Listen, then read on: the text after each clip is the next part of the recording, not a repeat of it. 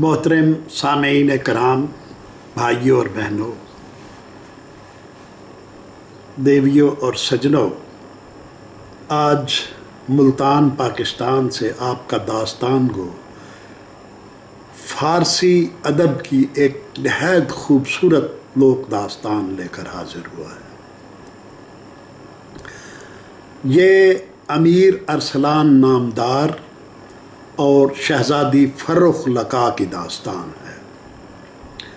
अमीर अरसलान और शहज़ादी फ़र्रुख लका की दास्तान फ़ारसी अदब की क्लासिकी नज़मिया और रज़मिया दास्तानों में शुमार होती है। जो दास्तान गो नक्काशबाशी यानी चीफ कहानी तराश कह लीजिए, नकीबुल मुल्क मिर्ज़ा मोहम्मद अली ने ईरान के काजार बादशाह नसरुद्दीन को 1885 के लगभग सुनाई। नसरुद्दीन का अहद है 1817 से 1896 तक।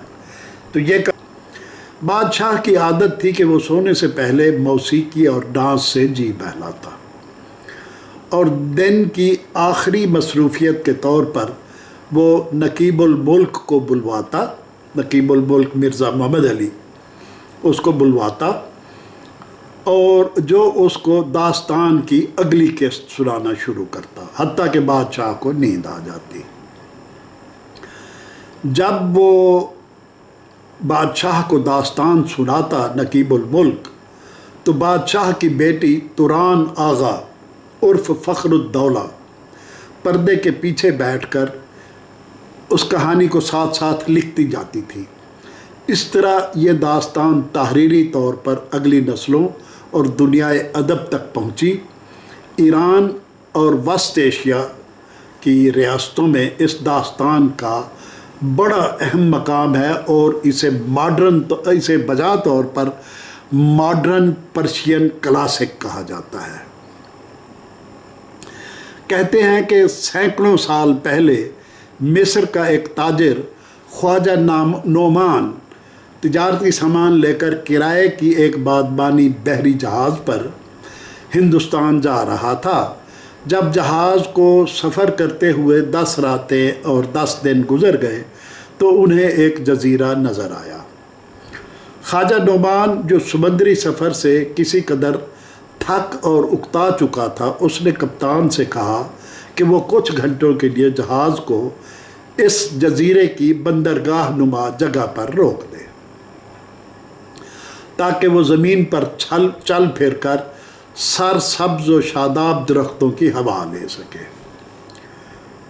कप्तान ने उसकी फरमाइश की तकमील की। जहाज़ का अमला जहाज़ पर ही रहा जबकि ख्वाजा नोमान अकेला ही जजीरे पर उतरा और पहाड़ी नुमा टीले पर चढ़ता गया।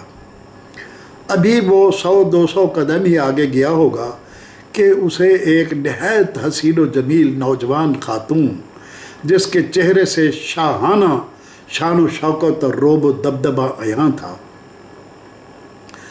फटे पुराने बोसीदा से लिबास में मलबूस जंगल में अकेली भटकती हुई नजर आई। ख्वाजा नोमान उसके पास जा पहुंचा। ख्वाजा को देखकर वो ज़ारो कतार रोने लगी और रोते रोते ज़मीन पर बैठ गई और घुटनों में सर छुपाकर हिचकियाँ लेने लगी। ख्वाजा उसकी हालत ज़ार देखकर बहुत दुखी हुआ और हमदर्दी से डूबी हुई आवाज़ में उसके रोने की वजह पूछी। कुछ देर बाद जब नौजवान खातून की हिचकियाँ कुछ थमी और वो कुछ पुरसकून हुई तो उसने ख्वाजा को बताया कि वो रूम की मलका है और रूमी बादशाह मालिक शाह की बीवी बानो बेगम है। 2-3 माह पहले फ़रंग के बादशाह पितरस के जर्नैल साम ने एक बहुत बड़ी फ़ौज के साथ अचानक कुस्तुनतुनिया पर हमला कर दिया और मेरे खामन समेत सैकड़ों फ़ौजी मार डाले। जब ये हमला ज़ोरों पर था तो मेरी कनीज़ ख़ास ने आकर मेरे खामन के शहीद होने की इतला दी और साथ ही बताया कि वो शाही महल की ख़वातीन और दूसरे उमरा की बीवियों को पकड़कर उनकी इज़्ज़तें लूट रहे हैं और बाकियों को कनीज़ें बना रहे हैं। अपने खामन की शहादत के रंज व मलाल में मुझे अपनी इस्मत बचाने की फ़िक्र पड़ गई। मुझे जल्दी में कुछ ना सूझा और मैंने बावर्ची खाने में यानी स्टोर में जाकर अपनी एक मुलाजमा का लिबास पहन लिया ताकि मैं शाही खातून नज़र ना आऊँ।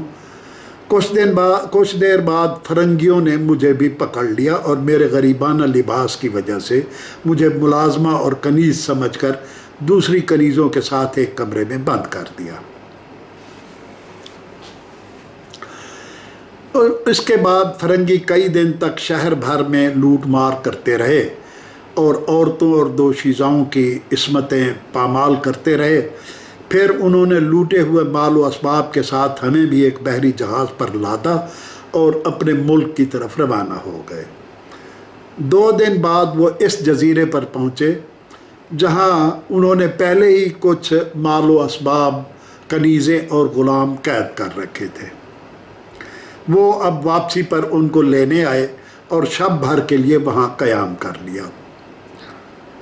सांझ सवेरे अपनी आदत के मुताबिक मैं मुंह अंधेरे उठी और वज़ू करने के लिए पानी की तलाश में नदी की तरफ चल पड़ी, जिसके पानी गिरने की आवाज़, हल्की हल्की आवाज़ मुझे सुनाई दे रही थी, लेकिन वो आवाज़ बहुत दूर से आ रही थी। मैं नदी की तलाश में चलती गई। पहले नदी के पार हाजत के लिए जंगल में निकल गई, फिर वज़ू करके नमाज, इबादत और वजीफ़े में मसरूफ़ हो गई। वक्त गुज़रने का मुझे एहसास ही ना हुआ।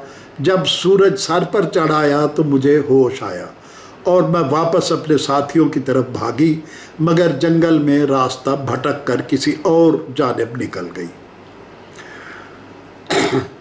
तलाश बसियार के बाद जब मैं क़याम शब वाली जगह पर पहुंची तो काफ़िला मुझे भूल कर रवाना हो चुका था। अब इस बात को 40 दिन गुज़र चुके हैं और मैं तब से इस जंगल में मारी मारी फिर रही हूँ। आज अल्लाह ने आपको फ़रिश्ता बनाकर भेज दिया है, वरना मैं अपनी ज़िंदगी से बिल्कुल मायूस हो चुकी थी। मैंने मलका की हैसियत से फ़रंगियों की कई ज़बानें सीखी हुई हैं, क्योंकि गैर मुल्की सफ़ीरों से निपटना और उनसे गुफ्तगू करना मेरे फ़राइज़ में शामिल था।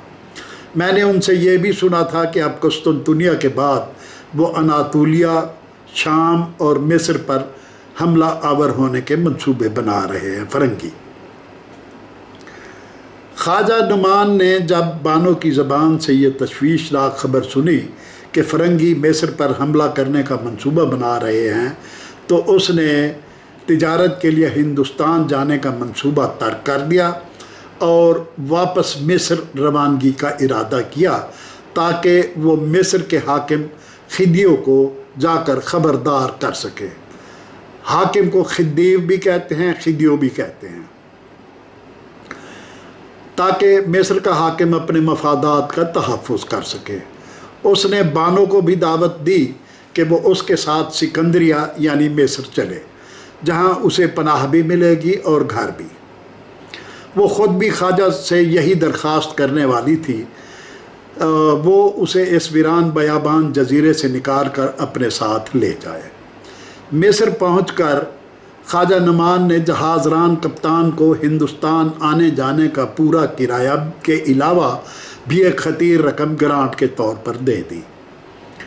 फिर वो बानो को अपने घर ले गया और उससे कहा कि चूँकि एक अजनबी औरत गैर महरम फ़र्द के साथ, एक अजनबी औरत गैर महरम मर्द के साथ उसके घर में नहीं रह सकती, लिहाजा वो अगर मुनासिब समझे तो वो उसके साथ निकाह कर ले, यानी दोनों शादी के बंधन में बंध जाएं। इतने दिनों एक साथ रहने की वजह से दोनों एक दूसरे को पसंद करने लगे थे, मगर मलका बानो ने उसे बताया कि वो हामला है और उसके पेट में मालिक शाह का बच्चा है। شرعی طور پر وہ اس وقت تک شادی یا نکاح نہیں کر سکتے جب تک کہ وہ بچے کی پیدائش سے فارغ نہ ہو جائے۔ خواجہ نعمان نے تب تک انتظار کرنے کی حامی بھر لی۔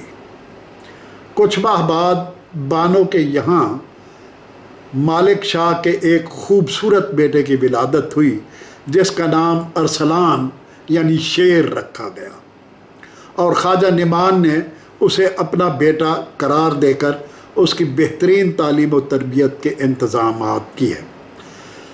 13 سال کی عمر تک ارسلان میں تیر اندازی، گھوڑ سواری، تلوار بازی اور نیزہ بازی کے علاوہ کشتی اور پہلوانی کے اوصاف بھی بدرجہ اتم پیدا ہو چکے تھے۔ 17 سال کی عمر میں وہ ایک ماہر شکاری، جنگجو اور جانباز نوجوان بن چکا تھا۔ 18 سال کی عمر میں وہ اونچا لمبا چوڑے چکلے شانوں والا ایک وجیح مرد نکل آیا جس میں شیر جیسی بہادری، چیتے جیسی پھرتی، ریچھ جیسی خونخواری، بھیڑیے جیسی جاریت، بھینسے جیسی طاقت اور شاہین جیسی اڑان تھی۔ اسے قدرت نے قوت حافظہ اور علم و دانش بھی فیاضی سے عطا کیے تھے۔ عربی اور فارسی کے علاوہ اسے اپنے والدہ سے 7 یورپی زبانیں سیکھنے میں بھی مہارت حاصل ہو چکی تھی۔ وہ عربی، فارسی، لاطینی، ترکی، فرانسیسی، عبرانی، اطالوی، انگریزی اور جرمن زبانیں روانی سے بول سکتا تھا۔ جلد ہی اس کی ان خوبیوں اور اوصاف کی شہرت حاکم مصر تک پہنچی۔ حاکم نے اپنے وزیر کی معرفت خواجہ نعمان اور اس کے بیٹے ارسلان کو بلوا بھیجا۔ خواجہ نعمان سے مشورے کے بعد حاکم نے ارسلان کو اپنے خاص مشیروں اور مصاحبوں میں شامل کر لیا۔ جب بھی بیرون ملک سے کوئی وفد یا سفیر آتا تو ارسلان ترجمان کے فرائض سر انجام دیتا، یا جب بیرون ملک سے کوئی خطوط آتے یا خطوط بیرون ملک بھیجنے ہوتے تو ارسلان مترجم کا کام کرتا، گویا وہ وزیر خارجہ امور کے منصب پر فائز ہو۔